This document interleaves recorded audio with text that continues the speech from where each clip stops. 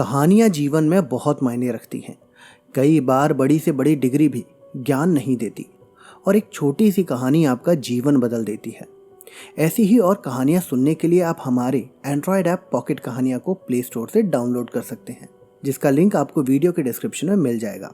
चलिए, माँ बाप की गलतियों ने बेटी का जीवन बर्बाद कर दिया, इस कहानी का पार्ट 3 शुरू करते हैं। कुसुम अपने पति से दूर अपने मायके में गिन गिन के दिन काट रही थी।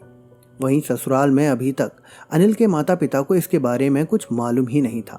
वो तो सोच रहे थे कि कुसुम के माता पिता का मन कराया होगा कि बेटी को कुछ दिन पास रखें।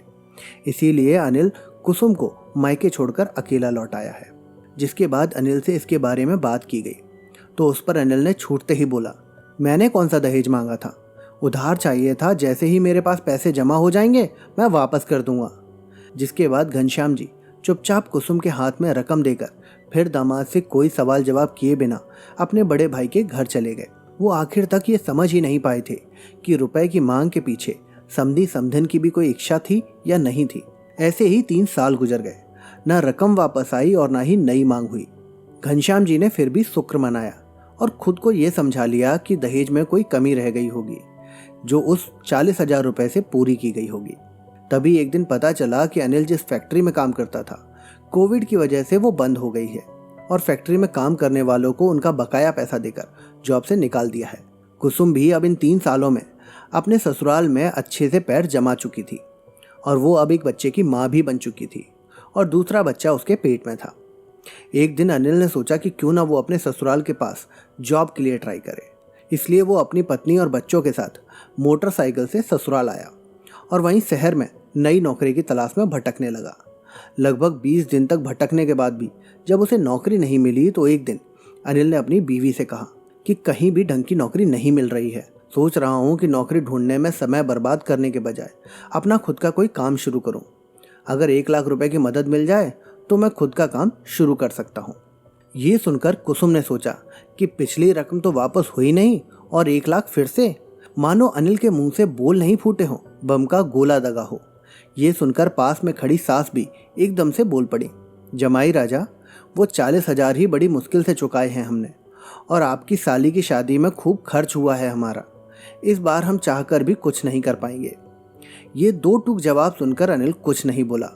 उस शाम अनिल ने कुछ नहीं कहा। उसने चुपचाप खाना खाया, खामोशी से रात गुजारी और अगली सुबह अच्छे से तैयार हुआ और नाश्ता किया और फिर बोला, जाता हूँ किसी और जगह काम देखने। और फिर अपनी बायोडेटा की फाइल वाला बैग लेकर वो बाइक से चला गया। अब उस रोज वो वापस नहीं लौटा। रात हो गई थी और जब वो वापस नहीं लौटा तो कुसुम ने ससुराल में फ़ोन किया। वहाँ से पता चला कि अनिल घर भी नहीं लौटा है।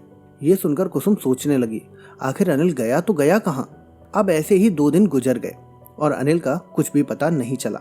उसके मन में तरह तरह के ख्याल आने लगे। उसने थाने में जाकर FIR की कि कहीं एक्सीडेंट वगैरह तो नहीं हो गया है, पर वहां से भी कुछ पता नहीं चला। 5वें दिन अनिल कहीं से मैले कुचैले हालात में अपने ससुराल पहुंचा। बिना किसी से कोई बातचीत किए वो सीधा बाथरूम में घुस गया और फिर नहा धोकर वो बाहर निकला। और फिर नाश्ते के दौरान उसने बताया कि इन 5 दिनों में वो उज्जैन में नौकरी की तलाश में खूब भटका है और उसे कहीं भी कैसा भी काम नहीं मिला। इसलिए वो एक दोस्त के साथ ग्वालियर काम की तलाश में जा रहा है। जिसके बाद उसने कहा कि वो अपनी बाइक इंदौर में दोस्त के घर छोड़ देगा और यह कहकर अपना कपड़ों वाला बैग लेकर वो घर से निकल गया। कुसुम भारी मन से अनिल को कुछ नहीं बोल पाई। पिछले 5 दिनों में उसे ही पता था कि उसकी आंखों ने कितने आंसू बहाए। अब नौकरी का सवाल ना होता तो वो अनिल को अपनी आंखों से ओझल नहीं होने देती, लेकिन अब तो मायके में रहना भी उसे कठिन और अपमानजनक लगने लगा था। माता पिता उससे कुछ कहते तो नहीं थे, पर माता पिता की आंखों में छाई उदासी उसे अब दिखने लगी थी। अनिल को इस बार गए 3 दिन हो चुके थे कि कुसुम को उसके ताऊ से पता चला कि अनिल तो पहले दिन ही अपने घर आ गया है, यानी उसके ग्वालियर जाने की बात झूठी थी। कुसुम को यह बात जब पता चली तो उसको मानो सांप सूंघ गया हो। घर में कोहराम मचना ही था और मचा भी। आखिर अनिल का ये रवैया कब तक चलेगा? क्या कुसुम अब की बार कुछ कर पाएगी? और कुसुम आखिर कैसे अपने पति को सबक सिखाएगी? ये जानने के लिए आपको हमारी अगली कहानी का इंतजार करना पड़ेगा। तो दोस्तों, इस कहानी से हमें यह पता चलता है कि जब एक इंसान का जी दूसरे इंसान से भर जाता है तो उसको उससे बात करने का समय भी नहीं मिलता, और जब रिश्ते बचाने की कोशिश एक तरफा होने लग जाए तो उस रिश्ते से चुपचाप निकल जाना ही बेहतर होता है। मैं उम्मीद करता हूँ कि आपको हमारी आज की कहानी पसंद आई होगी, तो आप अपनी राय कमेंट बॉक्स में ज़रूर लिखें।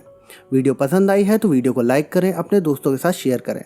ऐसे ही और सुविचार सुनने के लिए आप हमारे चैनल सुविचार कहानियाँ को सब्सक्राइब ज़रूर कर लें। चलिए अब मैं आपसे विदा लेता हूँ। अब मिलूँगा आपसे इसी कहानी के अगले पार्ट में।